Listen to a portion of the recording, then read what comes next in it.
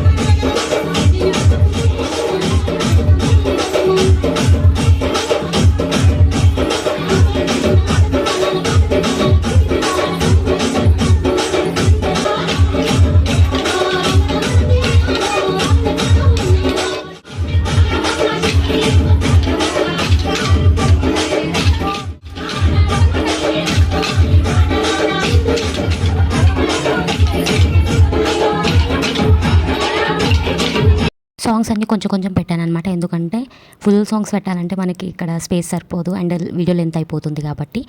And full video songs నేను ఒక్కొక్కటిగా upload చేస్తాను.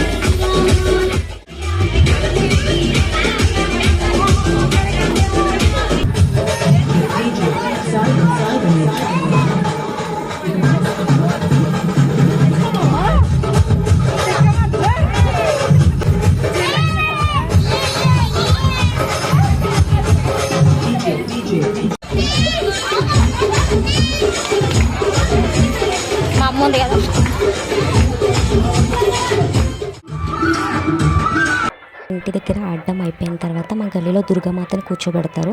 సో అక్కడికి అంటే మా అన్ని ఏరియా వాళ్ళు అందరూ అక్కడికే వస్తారనమాట.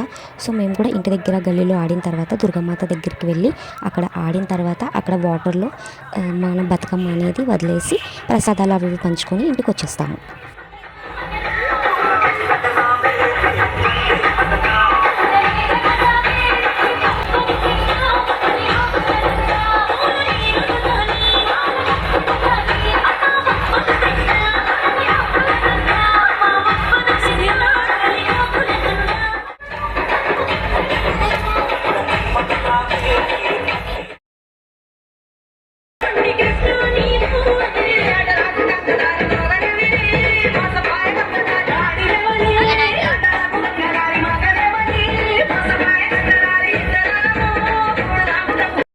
హ్యాపీగా జాలీగా మా బతుకమ్మ అయితే ఇలా ఫినిష్ అయిపోయింది.